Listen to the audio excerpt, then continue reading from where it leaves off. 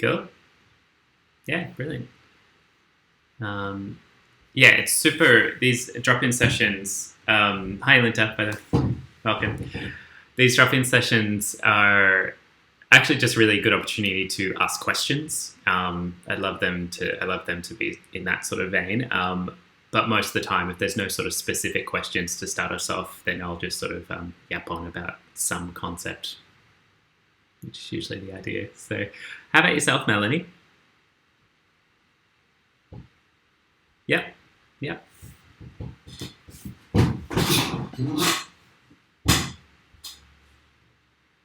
Cool. All right. Yeah, that's great. That's good to know, though. So first things first, you guys can hear me, you can see me, you got the screen there, you hear the piano, we're all happy chaps. Awesome. All right. Well, I still got When She Loved Me opened up from the other day.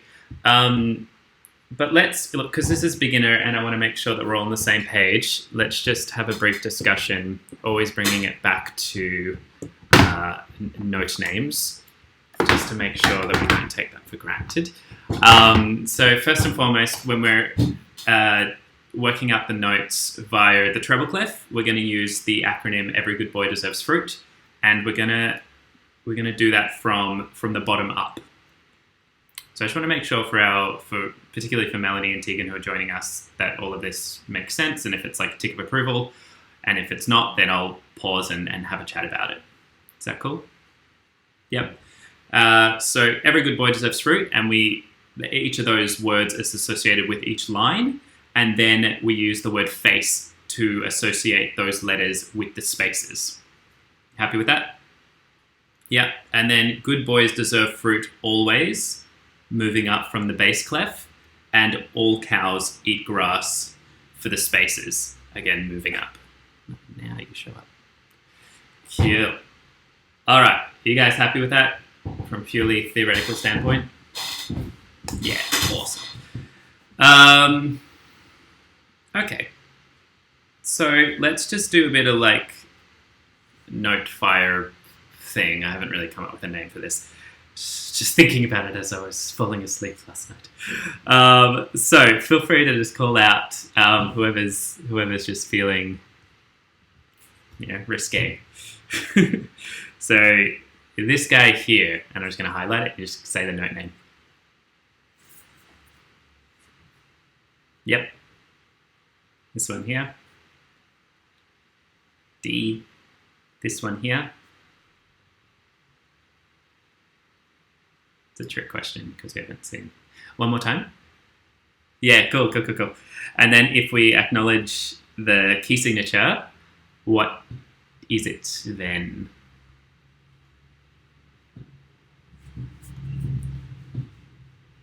C sharp. So, it's so small. The key signature is an F and a C sharp, and which makes every F and C sharpened. Okay, so the first note is an A, the next note is a D, and the one after that is a D, and then the next one is a C, and then we're back to D and we're back to A. Is everyone happy with that? Yeah. Let's pick apart this rhythm as well. So.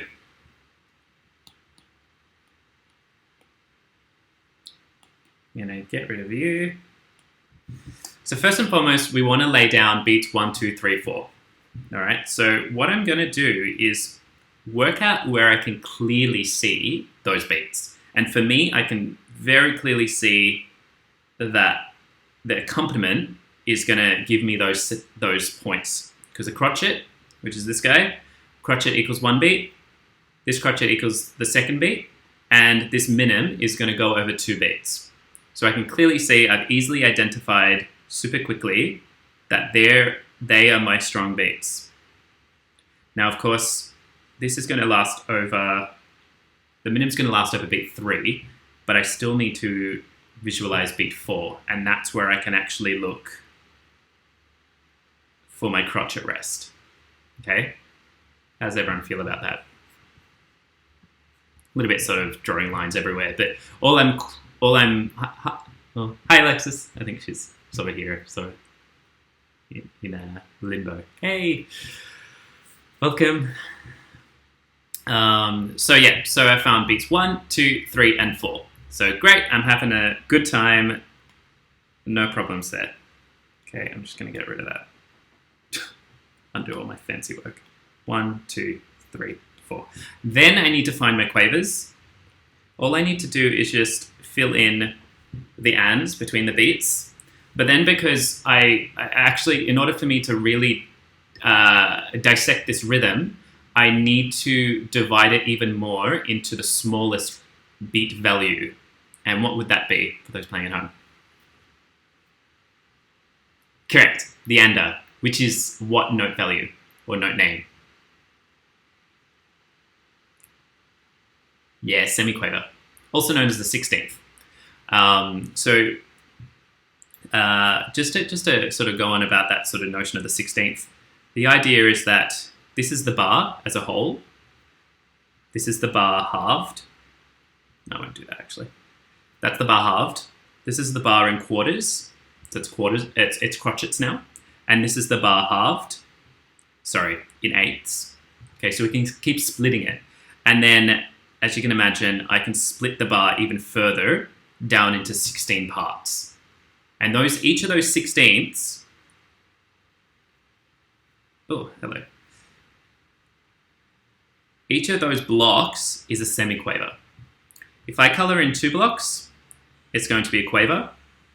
If I color in 4 blocks, it's going to be a crotchet. Okay, it's just a slightly different way of looking at it, but it's important for understanding how to look at time signatures. Any questions so far, guys? No, keep yapping on. Now, if I color in another crotchet block, that's going to be my minim, which is a circle with a stem. And if I color in the entire block, that's going to be my semibreve, which is also known as a whole note. So each of these notes have a corresponding name that's kind of associated with their fraction value. So the semibreve is also known as a whole note. The minim is also known as a half note. This guy is also known as a quarter. This is also known as an eighth and 16th. But the most common terms we're going to use is semibreve for the whole note, minim for the half note, crotchet for the quarter note, and quaver for the eighth, and semiquaver for the 16th. And just let me know if you need me to write any of that down. I'm very happy to. Yeah, sure. So we're going to have semibreve. We're going to have minim. Sorry to write all over the notation as well. Let me know if you can't read that. Crotchet, quaver, and semi being half, semiquaver. It's barely discernible, but let me know if I am happy to elaborate or clarify. Okay, so those names are just a matter of retention. Okay, it's just a matter of going. Okay, when I see a circle by itself, that's a semibreve. When I see a circle that's empty by itself, that's a semibreve. When I see a circle that's empty with a line, that's a minim. When I see a colored in circle with a line, that is a crotchet, and then I add a flag, that is a quaver, 2 flags, that is a semibreve. Semiquaver. Yep. So in order to work out this rhythm, and this is me trying to work out the rhythm assuming I haven't heard the song, which is always a nicer way to kind of be able to work something out so you can really check it. I need to divide each beat into the smallest component, and that's going to be my 16ths, which means that I'm just going to make some more space. When I divide my beat, it's going to go into 1 eander. 1 eander. Because I just... Oh, hello. Jumping.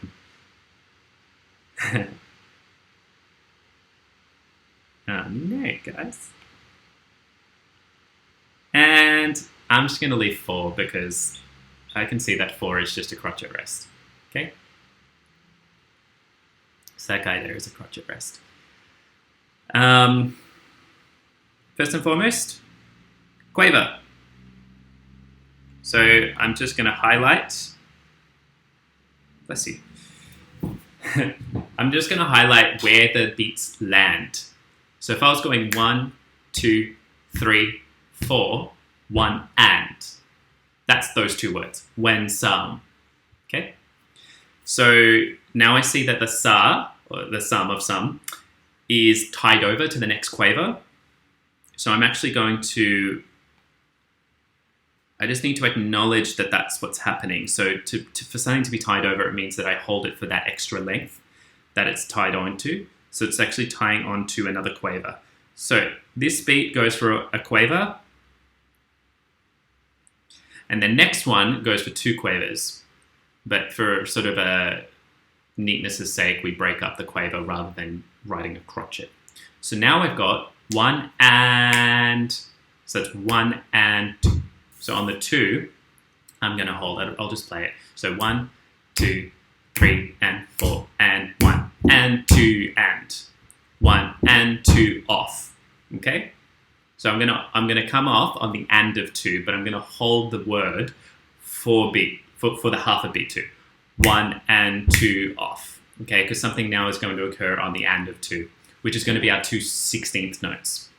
And because I've divided the bar, I can now section off these guys, which means that I'm going to get 1 and 2E and R. So 1E and a, 2E and a. This is how I'd approach it first. I'd first work out where the and a sits. So I go 1E and a, 2E and a. I do that really slow so I can fully understand it. 1E and a, 2E and a. So right now I can see that there's a note on 1 and a note on the and of 1, and I hold it to the next beat, and I'm going to hit and a of 2. And it's going to sound like this. So 1, 2, 3E and a, 4E and a, 1E and a, 2E and a. Okay, sounds a bit strange for those that know the song in such a super slow tempo. 1 and then I'm back to 3 and. Okay, when somebody dum. So 1 and a. 1 and a 3 and. How's everyone going with that? It's, I've probably made something that is actually quite simple look very complex. But from a fundamental perspective, it's nice if you can actually start to apply this to other rhythms. So now, for example, 1 and 2 and. I'm just going to do ands for the beats 1 and 2 because they don't go into 16th notes, okay? But I'm going to go 3, E, and A. I'm going to join that because it's 1 quaver, and 1 quaver is an eighth, which is 2 16ths. So they're going to join together. And I'm just going to leave beat 4 because it's just a rest, okay? So I just know that I need to come off on beat 4. So then it goes 1 and 2 and 3E and a 4E and E. No, I circled the wrong one. Sorry.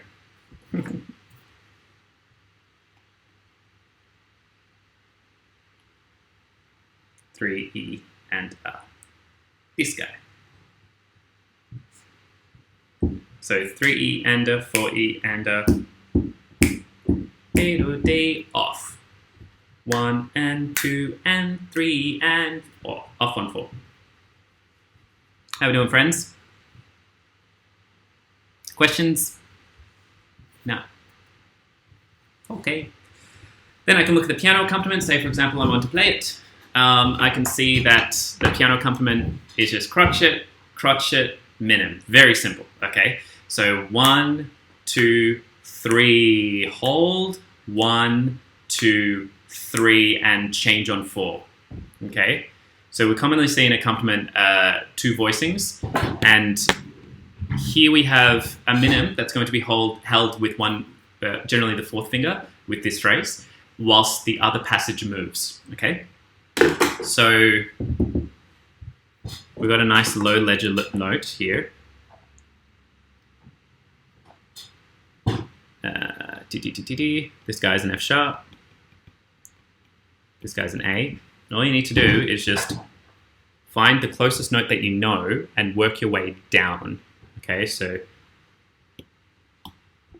this is an E, this is a D, this is a C, this is a B, this is an A, this is a G, this is an F. So what I'm doing is I'm going back through the alphabet, or the note alphabet, and each line in space counts for me going backwards. How does everyone feel about that notion? Yeah, makes sense? Cool.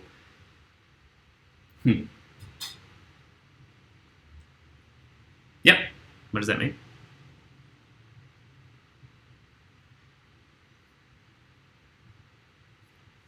Yeah.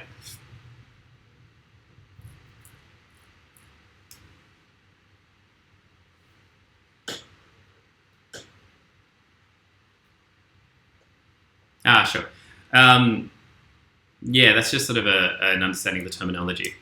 So when I use the term voices, though, this will correspond to any sort of dueling melody that's being played. It doesn't necessarily have to be sung. So when I look at this passage, I'm thinking orchestrally, and I'm trying to think, okay, so there's one melody being played, and I'll show you how it's played. There's one melody being played, which is this top note, which sounds like, it's very simple. It's not very exciting. But the idea is that whoever's, the composer or such the orchestrator has wanted that last note to be held on beat 4. Now with the piano, it's a little bit difficult. You can simulate a holding of a note, but generally with a string or a wind instrument, you're going to get that held note. So da da da, as opposed to da da da off. So that note is wanting to be held across beat 4. Whilst the second voice, what I deem as the second voice, is this melody occurring simultaneously, which is, yeah? And for experiment's sake, you could actually get two voices singing that, two singers singing that. So da, da, da, da. So then they occur simultaneously. Da, da, da. And that I need to hold, when I'm playing it, I need to hold that E, the minim, okay, whilst the other event is occurring. Da, da, da. Whatever the notes are.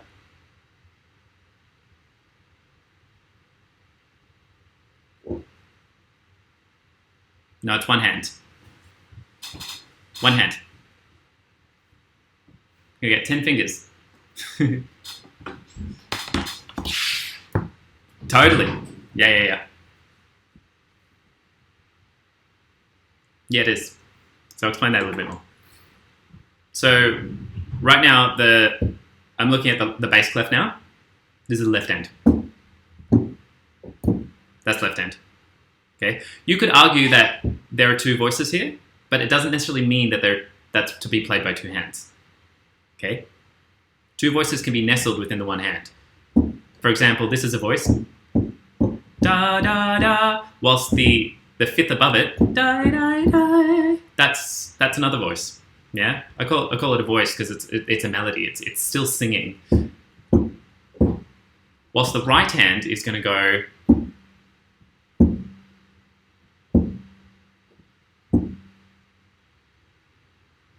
So it's still,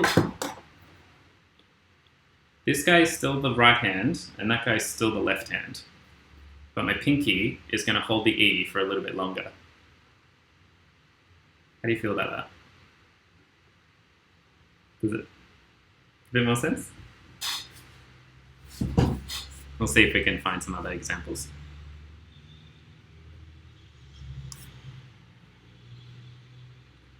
They are this system.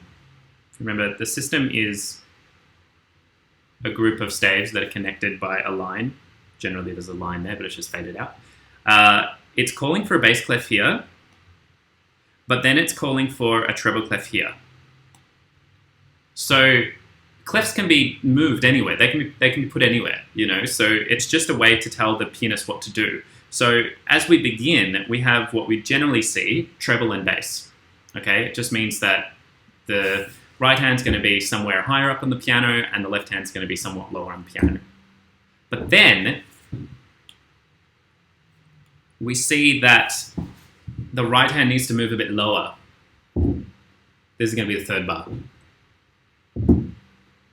So the right hand just needs to be played a bit lower. Now, if I was to write that with a treble clef, the notes would be much higher on the stave. Okay, but because there's bass clef in front of it, it makes it a bit easier to read.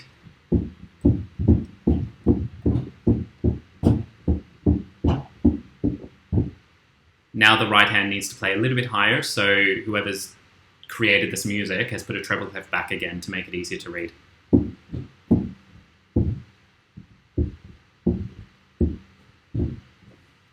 And sometimes you'll have two treble clefs, sometimes you'll have two bass clefs.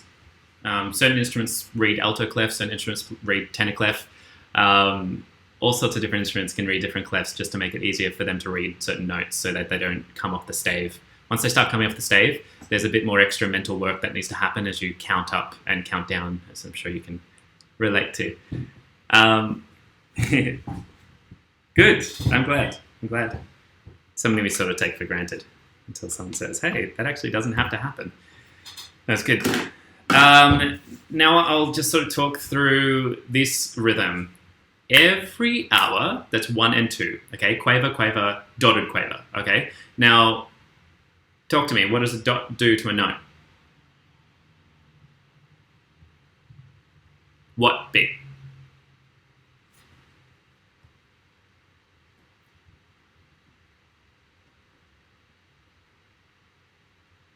Yeah. Bingo. Legend. So it extends the note by half of the note that it's attached to.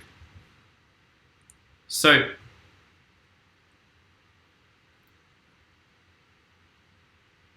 yeah.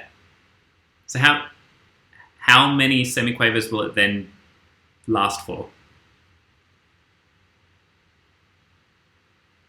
So right now it's a quaver and yeah, cool, nice, well done. It's great. Legend. So now if I do my little splitty thing, which, I don't know, I'm into it sometimes, but it's an interesting concept. I want to split this beat into 4, and I know that hour is going to occur for 3/16. So cool, all right, I'm going to go but, and then the next one is just going to be a short note. It's going to be just the 1/16 left. So right now I've got quaver, quaver, that's shocking. So 1 and ah, one syllable, or if we're super Australian about it, hour, but generally not. So semantics, right? So 1 and 3E and R4. 3E and R4. So 3E and R4. The R is the we. 3 and R4. Hour we spent. Yeah? Hour we spent. Every hour we spend together. Yeah? So then we get a bit of syncopation, and it might look a bit daunting, but as long as you break it up, you'll be fine. So I look at my together, or spent together. I've got a quaver. Cool, great. Color that in. I've got 2 semiquavers. And then I have to hold together for another 16th note. And then I've got this value again, which is the same. It's 3/16 notes. And I'm making it look much messier than it should be. So I'm just gonna get rid of that. So from the top, we've got 1. So I'll play it so I can count along. 1, 2, 3E and a 4E and a 1 and 2E and a 1E. Quite hard to count those subdivisions and play at the same time. Spent and together. So when I think of spent, I'm still subdividing internally 2/16 notes. Spent internally, okay? So I'm going 3E and a. Okay, 3E and a. That's span together. Yeah? Span together. Now, this is interesting syncopation. The is on the E of 4. Okay? It's on the E of 4, which is the second portion of beat 4. So 4E ander. 4E ander. So I go 4E. 4E ander. Because of the tie. Yeah, so the first portion of beat 4 is already taken up by ge. The ge of gether. Okay? It's already taken up by 16th note. But the is going to occur on the second portion of beat 4. So every hour we spent together. Okay, that's a really difficult syncopation to nail from a performance perspective. Generally, we always labor those syncopations a little bit, and they end up falling on the and of 4, just because we're not subdividing. We end up getting spent together, ba da da 4 and, but we want 4e and. We want ba. Okay, really important. So we get every hour we. Sorry, no, that's wrong. Da dee dum da da ba. Okay, a little bit funky when you sort of think about it. Do da da do da da da. How does everyone feel about that? It's a nice song. It's got a little Easter eggs throughout it. Dee da dum dum dum. So eventually you get to a point where, as you see dotted quavers and sixteenths, you know that there's just a little lilt. It's lives within, as opposed to lives. Lives. It's a musical director reading lyrics. It's really worse when it's hyphenated. Like together. So lives within, as opposed to lives within. What rhythm would that be? Lives within. What note values?